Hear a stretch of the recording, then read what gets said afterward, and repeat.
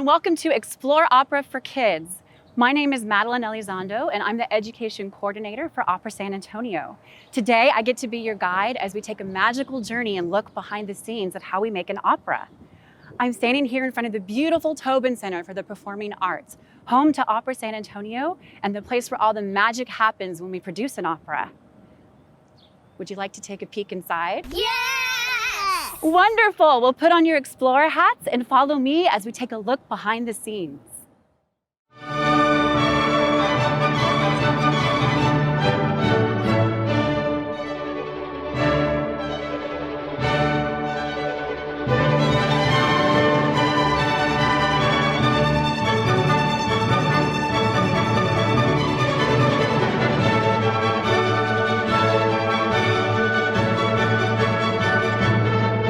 Guess where I am?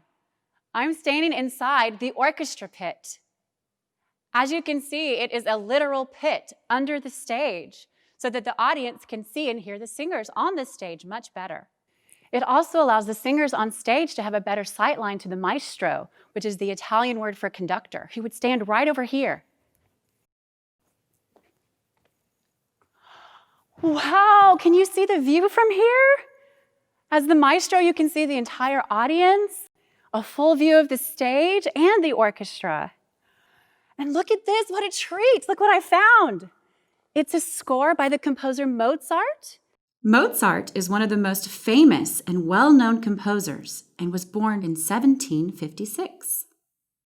He began studying music when he was just a little boy and composed his first piece of music at the age of 5. And look, can anybody tell me what this is? Baton! That's right, it's a baton. A baton is the tool that a maestro uses to keep all of the musicians of the orchestra together. He or she uses this magic baton to shape the sound of the music. The maestro shapes the music by telling the musicians when to play louder, softer, faster, slower, and helps them start and stop. Playing in an orchestra is so much fun. Maybe one day you can play in an orchestra too. Yes! Let's go explore some more.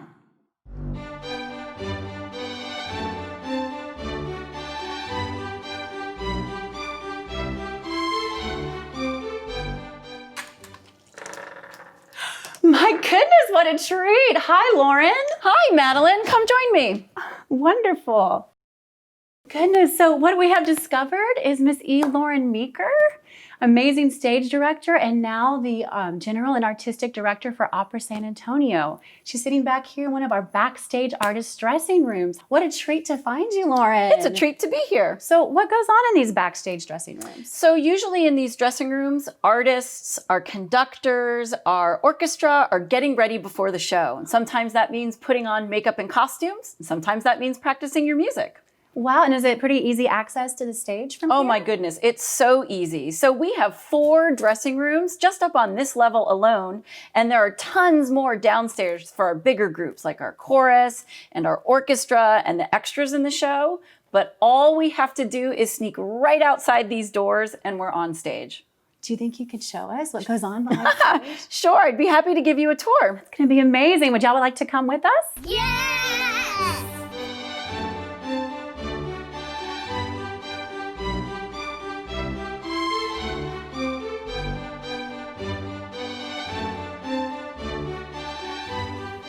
Wow, look how massive this space is. Doesn't really look like much of anything now, though. How do you bring the magic of a story to life when you produce an opera? Okay, so there's not a lot here, which means our company is responsible for creating just about everything you see when you come to the theater. So we're going to bring in what we call the set or scenery. Those are the buildings. We're going to bring in equipment to light all of the singers on the stage. We bring in costumes for the singers to wear. We have stagehands who help us create and move the space around us. Sometimes we're even using extras or dancers, or even people that help us put together fight scenes. It really does take a village to make this world come to life for a performance. That's amazing. And are the words sung in English at an opera? Because if not, how would we understand? Great question. So most of the operas we produce are not in English, but we have this really exciting trick where we actually take an English translation and we put it onto a screen way up at the top of the front of the stage so that any audience member can follow along in English while the singers are going through the performance. Wonderful, but Lauren, I don't see a place for any microphones on this stage. How would we hear singers over the orchestra? Well, that is part of the magic of opera. So singers train for many, many years to be able to project or create enough volume with their voice to be heard over an entire orchestra, sometimes over a whole choir, maybe 40 people of other singers, and they have to do that without the use of a microphone. So this is why what you hear in performance with an opera on the stage may sound a little different than what you're used to hearing on the radio. So Lauren, we keep using this word opera. What is an opera? Okay, so in the simplest terms, an opera is a story set entirely to music, and it's without the use of amplification. So no microphones for singers, no microphones for our orchestra. It's part play, it's part concert, it's part vocal recital, it's part choir music. Sometimes we even get to work with the ballet. And all of these artists work together to paint, to build sets from scratch, to design costumes, and even to configure the lights. You know, opera is really the only genre that truly encompasses all of the arts while telling a story through the power of music. Okay, I think we've got it. Can you help me put together this opera puzzle? If I remember correctly, the first thing we need to make an opera is... Story! That's right, a story! But wait, what happens next? Who is in charge of actually writing the music for the story? Can you guess it? Composer! That's right, the composer. Composers work closely with someone called a librettist to make the words easier to sing in their language of choice. This is similar to someone who would adapt a novel into a script for a movie or a play. Now, who do we get to perform the music? Singers! Why, singers, of course. We can't have an opera without singers. And how do we bring their characters to life? Well, these singers need costumes and a beautiful set behind them. But what do the singers sing to? Do they sing a cappella without music accompanying them? No! That's right. Well, then who plays with them? Orchestra! The orchestra. Very good. Now it seems we have one very important piece of the puzzle left. There are so many elements that must come together to produce an opera, but we don't have time for a 1,000-piece puzzle. Do you remember our look inside the orchestra pit? Who do we need to lead the orchestra and singers to keep everyone together? Maestro! The maestro! Wonderful. When we add all these pieces together, we truly get magic.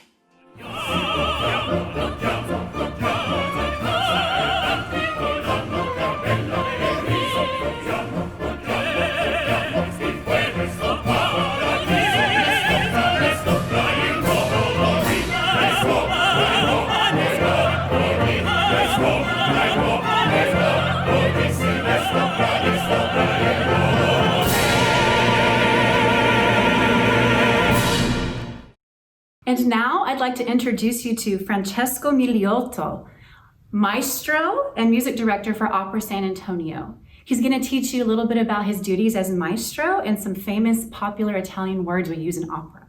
Hi, everyone. As a conductor, it's my job to feel and paint musical pictures that are clear and easy to follow. Members of the orchestra, the chorus, and soloists all follow the beat I set with my magic conductor's baton. We like to use terms like presto and allegro for music that is in a fast tempo, and for music in a slower tempo, we can use terms like lento and adagio. These, along with many other terms, are carefully placed in the music by composers to let us know how fast or slow the composer's music needs to be performed. Now, here's what it looks like to conduct in a fast tempo.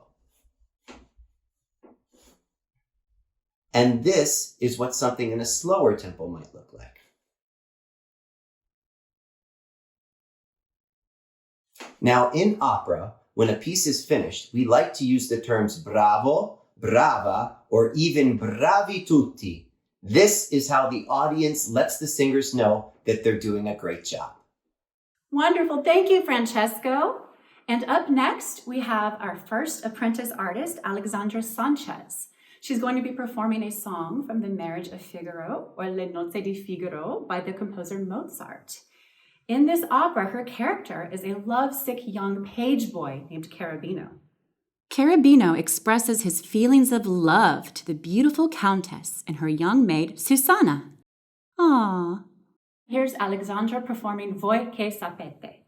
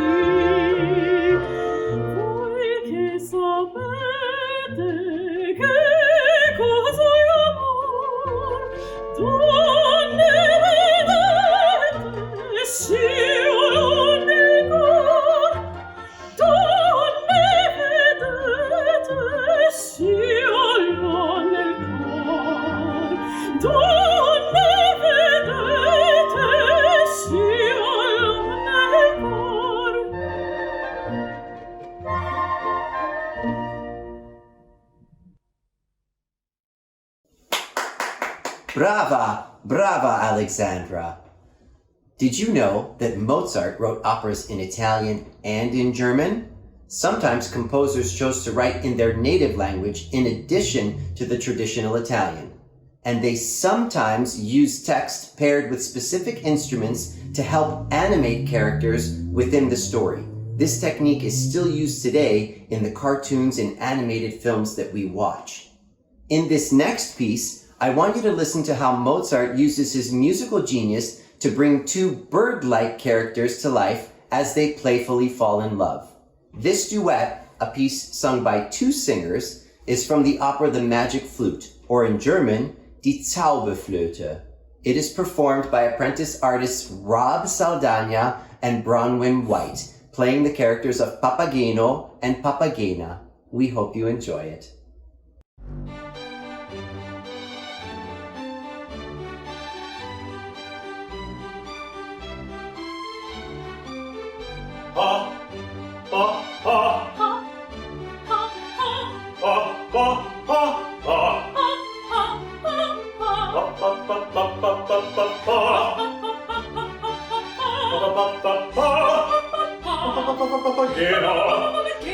Bist du mir nur ganz gegeben?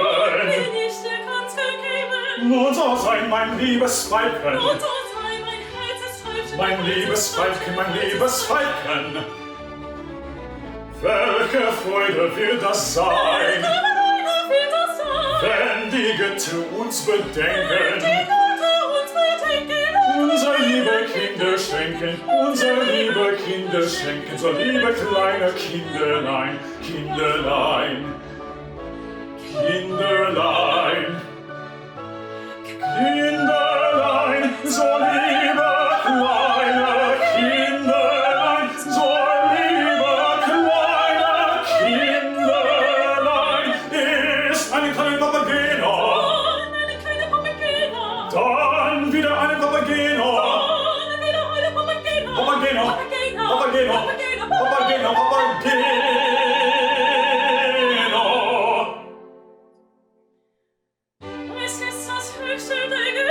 Es ist das höchste der Gefühle.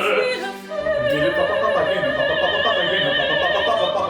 Papageno, der Eltern singen werden sein. Es ist das höchste der Gefühle.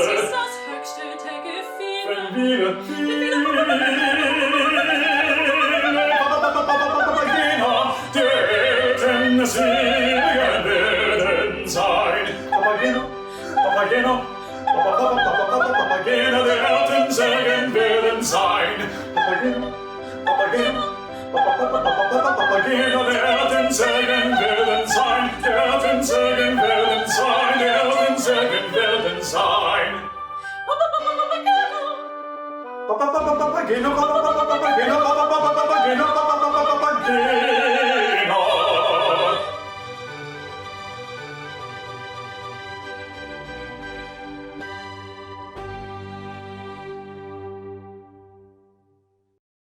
Well, we hope you've experienced a little bit of the magic of opera today. Thank you so much for joining us, and please be sure to join us next week as we explore operas inspired by fairy tales and fables. Until then, continue to explore opera on your own by visiting our website, operasa.org, for links to free student streams. Thank you, and see you next week. Bye-bye.